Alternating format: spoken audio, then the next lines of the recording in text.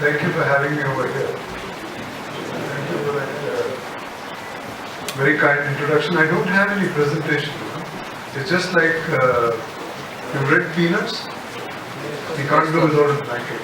So I might show you something a little later. But for the moment, I'm going to talk from some thoughts from my head and some thoughts from my notepad and so on, which I've jotted down. Okay, I was wondering, and I asked Srividya, and she suggested that I come over here and speak to all of you about what should I speak. And I thought that I should speak about my experiences in these 37 years and my observations, especially of late, of what perhaps you as young emerging leaders should develop as competencies or could develop as competencies. By the way, I feel odd standing here because I'm talking down at you and I don't like talking down at anyone. It just happens to be coincidental that I'm standing on a podium. That's what the name of the program is. Otherwise, I'd like to be level with you. I'd like to be level with you because you must have heard speaker after speaker talking about all the woes about the Generation Y and the millennials. I do believe there's a huge amount of similarities between the Generation Y, the millennials, and the baby boomers. I belong to the baby boomer generation. And I think the similarity to begin with is the determination to achieve what you set yourself to achieve. That's one big similarity. I think you guys have been very focused to get into your engineering degrees or to get through your BComs or BScs or whatever you've done. And to go through those coaching classes and stuff has been very hard. In my time, there were much fewer institutes. There weren't as many opportunities to study in the IIMs and IITs as now. So therefore the competition was much more. So therefore I find that there's a lot of similarity. And though of course the Gen Y and the millennials are accused of changing jobs fast and having low loyalty and so on, I'm not so sure whether the baby boomers were also very loyal. Many of us grew up reading a book by Ayn Rand called Atlas Shrugged. Have you guys heard of it? Yes. Or The Fountainhead. Yes. She also wrote a book called The Virtue of Selfishness. So typically in a hostel room, we'd have a poster which said, "You do your thing and I do my thing," which was the era of selfishness. So it's not very different from what you guys are doing now in terms of looking after yourself and making sure that you have a good career and so on. And also making sure that you keep surfing the opportunities till you get the first job which really you stick to. Having said that, I would like to share with you some of my thoughts about corporate India. I'm going to be 60 next year. I have another 4.5 years to go. At my level, L&T is kind enough to give us extensions up to 64. And I just thought I'd reflect back on what is it that I've seen and also going forward. I'm not so much of a history person. I'm not so much of a past person by personality. I'm more of a future person. So I'd like to predict for you what is it that is going on. Based on what is it that's going on today in corporate India, what is going to happen in this. And some of the things I'm going to say is going to be a little controversial. So if you're going to put me on YouTube or something, I may get into trouble. But who cares? I mean, as long as I'm saying something which I'm convinced of.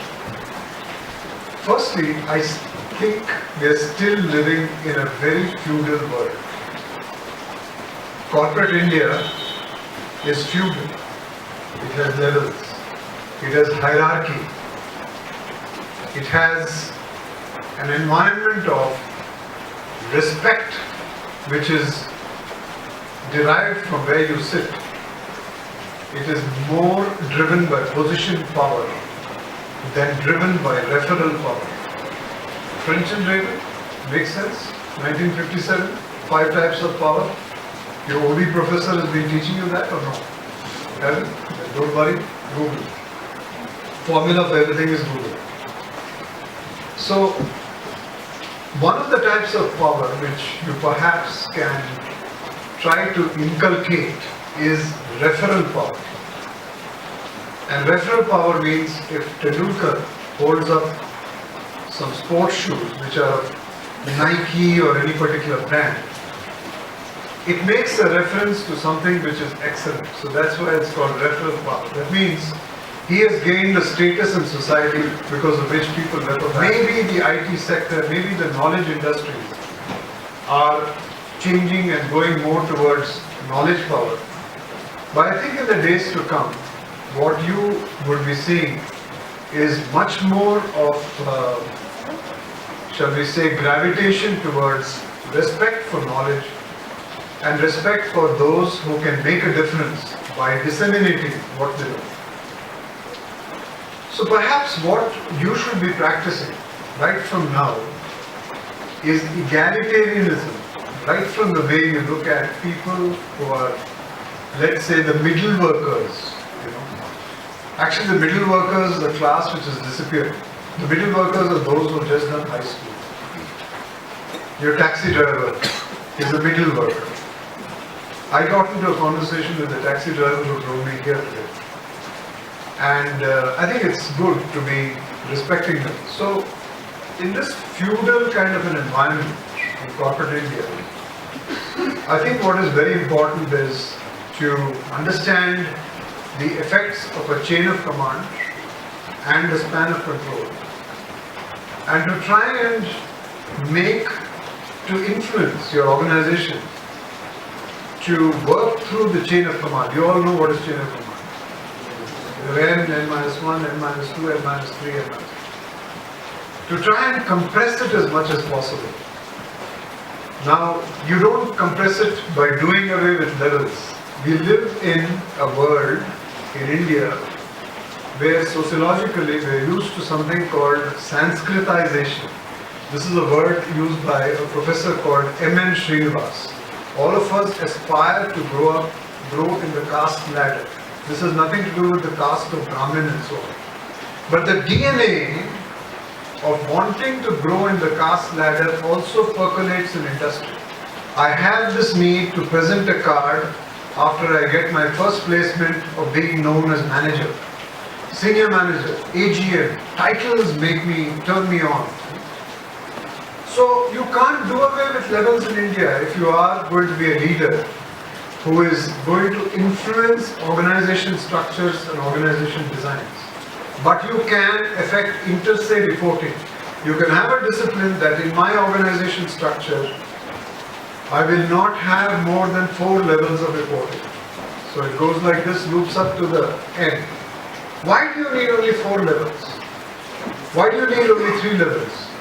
Because an egalitarian organization is non-feudal. Decisions get taken faster here, and his N is the CEO, N-1, N-2, N-3, N-4, N-5, N-6. Companies go up to N-8. Challenges that was thrown to me was, why don't we, like other companies, ABB is a quasi-federal company. We had 5 of those 1100 companies in India. Why don't we, like other companies, follow a simple MBO system? You've heard of MBO, right? Management Objectives. I think it's very important for you guys, for most of you would like to get a job in strategy. How many of you don't want to get a job in strategy? Nobody raised their hand. Everybody wants to do a job in strategy. Few know that a very important part of strategy, because my intuition tells me out of the 116 people who are passing out, or whatever, 120 people or 130 people, large number are done financial management, correct, or are good in financial management. I want to tell you that one of the most important things that you must develop as a skill going forward is risk management. And that is not just learning about Monte Carlo techniques. Have you heard that? Risk management is beyond that. How are you going to do a risk management portfolio when it comes to assessing talent, for example?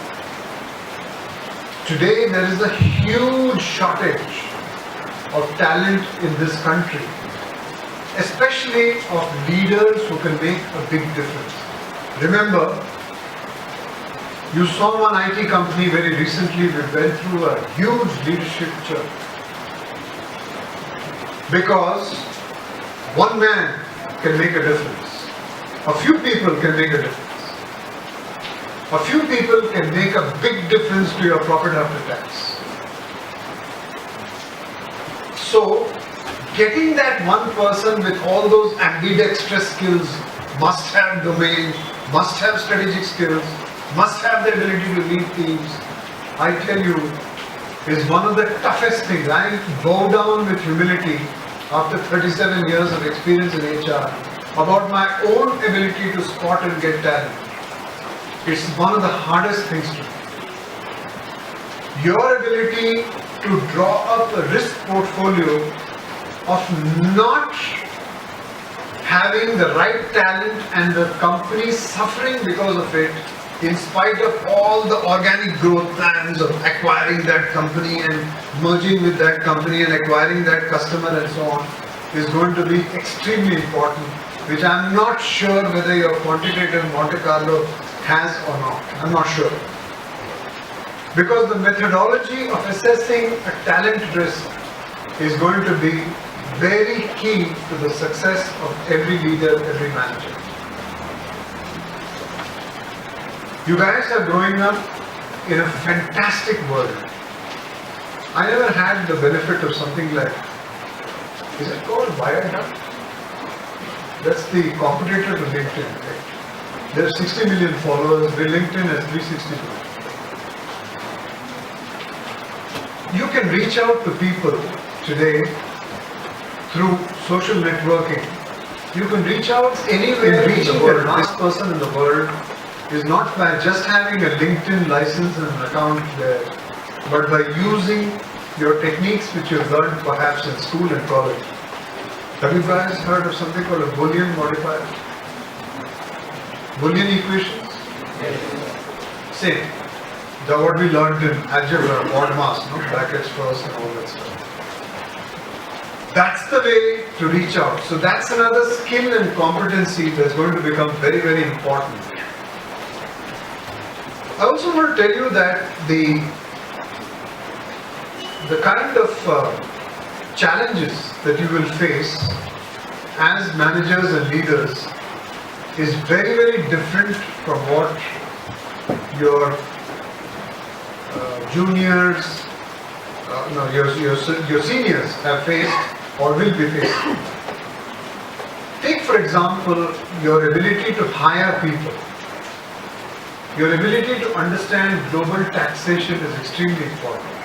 People in India love to go abroad to the more advanced nations. Anybody guessing here what the taxation rate in Australia is? 48%. UK, 45%. US, after you take away your 401k, etc., effective rate of tax till your $250,000 is about 35%. So, I'm not going to give a fiery speech on being patriotic and remaining in India, but what I want to tell you is, because my own son has finished his doctorate in mechanical engineering and decided to settle down, and he's in California and in a high-tech kind of an environment and stuff. But what I want to say is, both while making decisions to go abroad as well as hiring people, you must be aware of issues such as global taxation or taxation in different countries. You must be aware of the fact that even if an American is posted in Dubai or the Middle East, the tax break that the person gets is only for the first $100,000. After that, the global income is added up and then he's taxed incrementally above $100,000. Unfortunately, when you're doing all these risk management portfolios, because talent of a particular type, for let's take talent which is available for fracking. Fracking is used in shale gas, correct, oil and gas. Available mostly in US. So therefore you got to pay this much more. You can't say later, I forgot about it. I didn't know that the taxation rule is different in US. So therefore equipping yourself with issues that are global is very, very important. I also want to talk about something called rooted cosmopolitanism. Many people these days think it's fashionable to talk about belonging to a global world and therefore adapting to any culture. My theory is, first of all, know your own culture well. If you're bicultural, that means you know one more culture very well. More than two cultures is being phony. You can't. It's difficult. Rooted cosmopolitanism means when you are traveling with an American or a Brit or a Norwegian, you're able to explain what is the reason why people celebrate Gokul Ashtami or Eid or Guru Nanak's birthday. You're able to at least explain why is it that we celebrate it and what is the significance of the ceremonies that we do. If you can't, get back to your Amar Chitra Katha and all that stuff, easy stuff which you can pick up. Because those are very, very important for your networking skills. The disadvantage that you people had and have is you grew up in a very scholastically skewed world. Your ability to network started when you came into hostels, either in your engineering college or in your BCom, BSc and also in Shillong in your hostels there. But networking is very different in the real world. People are busy. Have you gone in a London tube ever? Just look at it. Everybody is holding a newspaper like that. That's his own little drawing room. He's insulating himself from the others. To penetrate that psychological drawing room, it's very, very important for you to be an interesting person. And for you to be an interesting person, you must know your own cultural dimensions so that you can explain it and understand the other person's cultural, nuances and what kind of culture the person belongs to and so on. I think that today one of the biggest challenges that you will also face is how to get the right skill mix in an organization. The skill mix in India is very, very, very skewed towards over-educated people. What are over-educated people going to be doing in the organized sector? Has the economics professor taught you about something called disguised unemployment? Amartya Sen, the little curve it drops like that. There's going to be plenty of disguised unemployment, which is actually a huge loss of productivity. And this huge loss of productivity happens because people are not trained according to a calling or skill. I don't want you to quote this to your professors, but please follow my logic. Who teaches medical students? Doctors, practicing doctors. Who teaches MBA students? Unfortunately, non-practicing people. Callings such as lawyers, dentists, chartered accountants, doctors, they have an advantage. They're being taught by practicing people. Whereas there is a big distance, if you ask me, between practicing people and what is being taught in institutions such as this, where the real world is removed. One of the things you need to do as young leaders is please go ferociously after academic institutions and sign up as many MOUs as you can. You must immerse the faculty into what is the real world like. You must send your people to teach in this in the academic institutions. Otherwise, you will never get your leadership pipeline. Otherwise, all these songs that we sing that India's population is 50% people below 25, etc., can never be leveraged. You owe it to yourself, to your companies, to the nation, to understand that upskilling of people, especially those who come out from colleges, etc., and there is studies done, which says that out of the engineers who come out of colleges, a mere 17 to 18% are really fit for employment because they don't have soft skills, etc.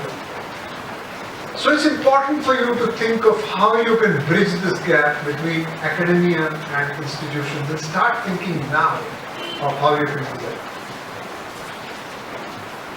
As a leader, it's always important to think of something which is innovative. I think one of the things that has distinguished me from others is my ability to think laterally.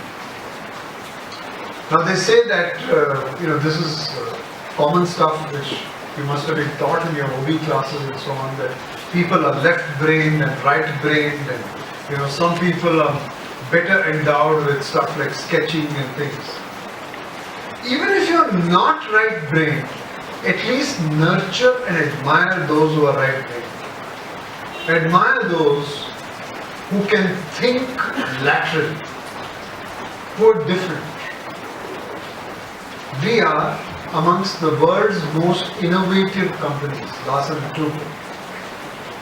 There are only 5 companies in that innovation index, which you must have heard about very recently, which have figured in the top 100. Innovation can come in whatever you're doing. Innovation should become a way of life. You must be excited, you must be consumed with that ability to do something new. Ask yourself whether you're doing something new every day or you're doing something which is drab.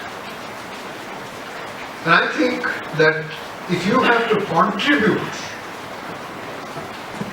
and be differentiated as a person from others, you've got to be known as that guy who thinks differently. Otherwise, you will become another has-been. In corporate India, you will become another follower. Followers are very important. I don't want to put down. You can't become a leader unless you're a follower. But you'll become a follower who is not contributing anything different. It's very, very important for you to be innovative. There was this behavioral scientist who did an experiment. And I want to tell you about this experiment, but before I tell you about this experiment, and while I tell you about this experiment, I want to run this little quiz. So he did this experiment in the 70s and called groups of people to participate in this experiment, mostly 4-year completed, 5-year completed engineering course people with a rough GRE score of 1550 out of 1600. I don't know what the scaling is right now. My son got almost 1600, but that was a few years back. So he called people of similar intelligence, and he divided them into 2 groups, a group A and a group B. Put them in 2 halls in 2 different places. Let's say in this campus, one was there and one was 100 meters away there. Both the halls had batches of 50 sitting down for a 45 minutes proofreading, simple math and simple kind of questions, which you do in your GMAT or GR. Multiple choice and stuff. The difference between room A and room B was, room A had a button in front of each person, a red button. Room B, none of them had a red button. Room A and Room B had one more thing in common. They had loudspeakers around, blaring out music, which was extremely distracting and disturbing. Imagine Punjabi and Malayalam and Tamil music all coming together, all coming together, very jarring and volume 10. In room A, everybody was told that if you press the button, the music will stop, the noise will stop. In room B, the choice was not there. Room A had the buttons, room B did not have the buttons. Batches of 50, batches of 50 repeated the experiment in the 70s, again and again and again. Similar intelligence, similar kind of GRE scores, similar scholastic intelligence. Which group did better? Yeah. Pretty good. How many say B? Why?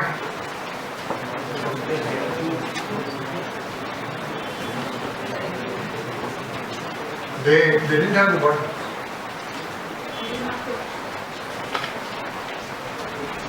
All of you are wrong. A did better. Anybody for A? One small hand. One small hand. One more small hand. You guys are right. Did they push the button? They pushed the button, right? And stopped the music and did better, right? They didn't use the button. Can you believe? They didn't use the button. Now the explanation is, these are very famous shut off the noise experiments, which were later translated into quality in Motorola. The very fact that I am empowered to press the button and stop the noise at my will made me do better. Do you understand now? Isn't it powerful? Empowering your people as managers and leaders with this sort of an experiment, which has shown you very clearly about why is it important to empower. How you can raise productivity levels is very important. I'm coming back to feudal India. Remember, in feudal India, you don't empower enough. Luckily, in companies like Larsen & Toubro, we empower hugely. A young executive trainee after, or a young graduate engineer trainee after finishing the training program gets into a job and maybe building a hospital or be inspecting the completion of a flyover or whatever. So the empowerment is huge. And the empowerment can result in this sort of an environment. You like these social psychology experiments? Shall I tell you one more? Yes, sir. And then I'll go on. So there was this person called Zimbardo, Zimbardo. And he was teaching in Stanford University. So he asked for volunteers of people who would be jailers and people who would be prisoners. Prisoners and jailers. There were a certain number of volunteers who came forward and they were trained about what to do. Prisoners were told, you put that uniform with stripes around you, you'll be put into a prison cell. He converted the basement of Stanford University psychology department into an actual prison with heavy doors where you roll the wheel and the door closes it. And he told the others who were volunteers, who were volunteers for jailers, you got to have the baton, and once in a while don't hesitate to use it, if somebody's not obeying the rules. All an experiment. It's called the famous or the infamous Stanford Prison Experiment. Day one, the prisoners and the jailers all got together, laughed, haha, it's an experiment, nothing. Next day, the jailers got a little serious. They said, you're not marching the right way, you're not putting on your striped uniform the right way, time for you to go back. What do you mean? And this is just an experiment. No, time for you to go back. Day 3. You're not going back in time? Back. After 7 days, the experiment had to be stopped. Because it became a self-fulfilling prophecy. The jailers actually started behaving like groups. What is the learning in this experiment? Environment can play magic on people. The environment that you create in an organization, the environment that you create in the workplace can make people believe I can. And you as leaders and you as managers must understand that you have the power of not just being insipid in some job, but creating a huge impact by creating an environment where you can influence others.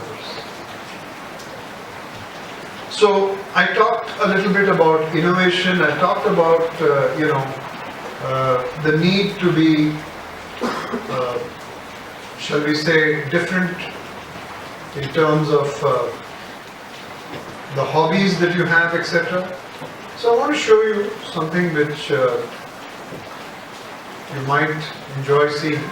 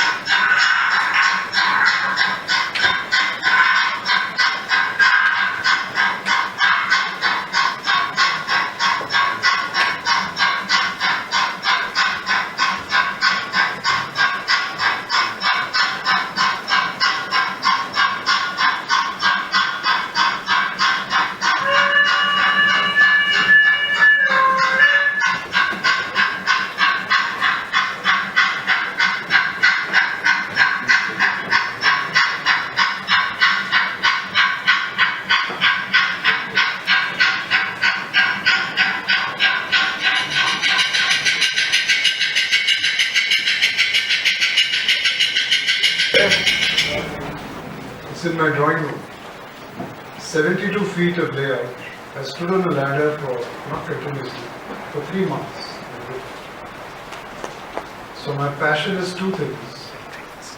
I build track for trains, layouts. I convert analog into DCC, so I'm pretty good in electronics, and photography. So you must do something which is different, innovative, and which will absorb you. Because unless you learn how to do something which is engaging yourself, how will you engage others? Thank you very much. If there are any questions?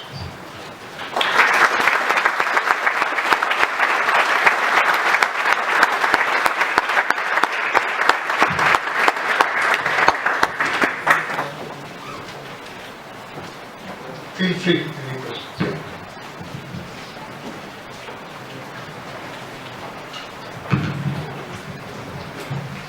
Good afternoon, sir. I'm Ayush. You mentioned about the leadership in the context of last 4-5 years. I would like to ask about succession planning. Like it has been going around in the media a lot. So I would like to know that at what stage company starts succession planning. You know, succession planning, which is taught in classrooms, which is textbookish, is about creating an organization structure and showing when is a person ready for succeeding another person who's retiring, or if there's an attrition risk, do you have 3 successors for that person? Is the person going to be ready in 3 years or 5 years or in 1 year? It's a very textbookish way of doing succession planning. Succession planning actually is a very, very strategic subject. A leader who's handling 1 billion revenues is not going to be the same as a leader who can handle 2 billion or 3 billion. A 2 billion revenues leader is going to have personal traits and characteristics which are very different. The breadth of knowledge, the domain, the network, the ability to influence the government, etc. is going to be far more for a 2 billion or a 3 billion kind of a leader. Hence, my theory is that for a company which is growing at a rate of 20% CAGR or 15% CAGR, you need to have a pot of candidates, both external as well as internal. And succession cannot always be planned. The people who are in the wait list for the succession unfortunately have to be in the pot and unfortunately have to compete with outsiders. Because however much we say loyalty is important, etc., you are in a competitive world. So succession planning must be seen with the lens of being competitive, not just being nice. Nice succession planning is, I will develop that person after 3 years, I will develop that person after 5 years, and it's all like a platter. The person may fall flat. You may need, for example, a person who has experience in a geography where you don't have internal people. I'm sorry to say there are some companies who do this, including FMCGs, who constantly put their companies to risk. I'm making controversial statements by saying, no, only from internal sources we will develop people. How can you have a resource in Azerbaijan who has never worked there? The guy doesn't know Azeri. The guy doesn't know Russian. He doesn't know anything about the place except how to drink black tea and eat caviar. How are you going to make that person succeed? So you need to take a local person there. So succession planning is a subject which is around the business model and the imperatives of the business, and must be the first slide in any conversation on a strategic plan. So my name is Thor. So an egalitarian society runs the same danger as that of a socialist society. That is, of not providing incentives to people to rise up the social ladder. So is it prudent to implement it in a corporation so where it can cause dissent among hierarchies or cause disengagement in the senior up hierarchy? Great question. Egalitarianism does not mean recognizing merit with the same lens. There has to be differentiation with respect to merit. Egalitarianism means eating in the same canteen, not having, different rules for different classes of people, having distances between people is non-egalitarian feudal structure. Egalitarian means reducing those distances. Egalitarian means doing things together. But if you have a performance management system which treats everybody equally, I know I'm contradicting myself of what I did in ABB, and I am, because the times have changed. This is a very quarter after quarter kind of a punishing world. In that kind of an environment, it's very, very important to push and differentiate between people and to say that there are some who have competencies which they are applying and some which are not. I just want to develop on that a little more. Many companies talk about a competency map. They say that this is the competency that you require at this level, this is the competency you require at that level, and so on. I want to tell you, you're growing up in a generation where you need a portfolio of competencies. You have 12 or 13, you've got to use them depending on the situation. How well you do that is going to really give you the reward. And therefore, in such determinations between one leader and the other, there's no question of equality. But egalitarianism is giving equal opportunities to all. Egalitarianism is not discriminating. Egalitarianism is in including people and in recognizing and respecting diversity. Yeah. The young man with the blue tie. And then we'll have the lady up here. Can I have some hot water, please? Someone can just lubricate my throat. Yeah. Good afternoon, sir. I'm Sudarshan. Sir, in your career, so you have had the experience of interacting with business people from different cultures. So, I would like to know your viewpoints on how important it is for young engineers like us to learn about different cultures in MBA college, so that we are very successful from the very first transaction, rather than learning from our failures. So you've got to be very good people watchers as well as read about cultures. Reading about cultures, I'll give you some tips. You may be surprised. Comes also through, I want it very hot. Don't dilute it. It's okay, it's fine. Just give me that. Comes through gastronomy. You'll be surprised to know that if you're interested in food, even if you're a foodie, you don't have to be ashamed about it. Because if, for example, thanks. If you're learning about how dum pukht was made, I believe it was discovered during the famine in Lucknow. So you come to know about the sociology of a society, etc. through food. You must learn about the customs of people. Excuse me. That can be through food, or that can be through conversation, that can be through reading about their history. But I think it's very important to learn about nuances of culture. Learn enough, but you can't become a master of everything, or you don't have to become them. You need to learn to respect them. For example, not ringing up a person in the Middle East on a Friday. You just don't do it, because that's their holy day, or that's the day when they're supposed to be praying. Or if you're taking an expat, a Caucasian, they respect their Saturdays and Sundays much more than we brownskins do. So disturbing that person on a Saturday and Sunday is not on. But if in the interview you say, our work culture is in L&T, we work 24/7, 365, is it okay with you? Fine. He says, no, I'm also like that. I'm an American, but I like to work all the time. That's good. So, replying to your question, I think in the MBA schools, learn first of all to be great people watchers.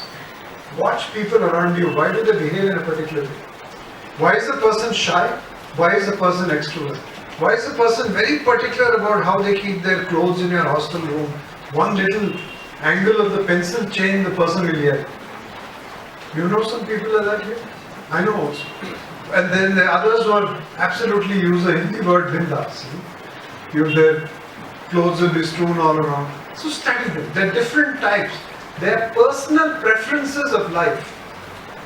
And you have to design a work environment for each of these. For example, this hobby that I have is a precision hobby.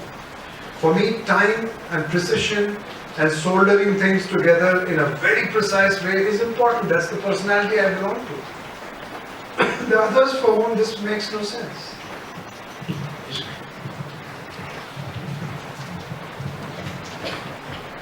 Yeah. Good afternoon, sir. My name is Kasturi. So you told how the lowest level of the hierarchy is also the most disengaged level, and in many cases it is also the closest touch point to the customers. So given the importance of the lowest level, if a company wants to improve its growth and its efficiency, in the company's efficiency, will improving the engagement of the lowest level do that? 100% inverse the pyramid. In fact, many companies are thinking about what is called as shadow boards, involving younger people in important decisions. Involve them in also some of the activities concerning the customer, where you have to make quantum changes. So, engagement doesn't just mean being allowed to bring teddy bears to office, forgive me for saying, or bringing pets to office, without reference to any particular company. Engagement is actually really empowerment, making the person feel. For example, today I would dare say if you talk to a young engineer in ISRO or DRDO maybe, I don't know, the person may be extremely engaged because the person is working on a missile program or working on testing of guns. So you don't have to have teddy bears and yogi bears around you, to feel good. So therefore, I think it's that kind of an empowerment and being close to the customer and empowering the person to give replies to the customer is very important. I also want to tell you the inverse. Take a customer who has all Dada type people in terms of domain knowledge. You place a young engineer to answer this Dada on issues concerning domain knowledge where he is absolutely overwhelmed. That is not fair. That is setting up the person for failure. So therefore, if you are going to train up this 28, 29-year-old and empower that person to face a customer who has very high degrees of domain knowledge, you must first of all equip this person with enough knowledge to face that guy. Otherwise, he'll get bullied by the customer. Thank you, sir. Thank you.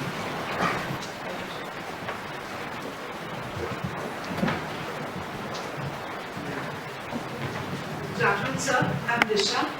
Sir, you said that there is a gap between the industry and the education that we pursue. So, how do we build that gap and develop the skill sets that is actually required in the practical industry? Okay, so one of the things that I did right from the time I did my masters in Tata Institute of Social Sciences is to always associate myself, little trick for all of you, with seniors. The first 10 years of my social life were never with peers. I also got involved in my social life with a diverse group of people. I used to spend many weekends in JJ Hospital with doctors. Why doctors? Just felt that they were so perseverant. Holding that Gray's Anatomy with 214 bones described itself is really, really difficult. And you also become much more diverse in your knowledge and much more interesting person. So I think it's very important for you to mix with people from different walks of life, not stick to only your own groups of people. For example, when you have here people sitting in the canteen, you have people who are from a particular region sitting around a table. It's not a great idea. Try to break that by going and just pulling up your chair and saying, "Can I join you?" You then come to know about the real world, because then that becomes a habit. Otherwise, even in corporate life, people from a particular company, all sit together, or people from a particular region sit together. That makes you like a frog in a bed. It's very important to have diversity in thinking and enjoy the differences. Celebrate the differences. Respect the differences. And I think that's one way of bridging the gap. The second is, we're very, very poor in our country about having the habit of documenting learning and sending it back. With the permission of your companies, there's nothing which prevents you from teaching case studies when you come back. When you do a pre-placement talk, you're a young person and I hope you come back to IIM Shillong from whichever company you joined to project the brand name of that company before your juniors from IIM Shillong. So rather than talking about just revenues and turnover, etc., it's great to talk about a case, a marketing case or whatever. So this way you can infuse a lot more of, cross-learning, etc. And finally, I think it's important for practicing managers to come here and teach. I'm amazed sometimes about the intellectual arrogance, with due respect. I think there are no academics sitting around here, so I'm safe and no rotten eggs will get thrown at me. But sometimes I'm amazed at the intellectual arrogance. By the way, my own wife is a professor, so I can't be forgiven. About, being cocooned in my own world of research and textbooks. So I think the real world is in practice, and the real world is in people facing real problems, coming here and talking. I think I'm done. Thank you.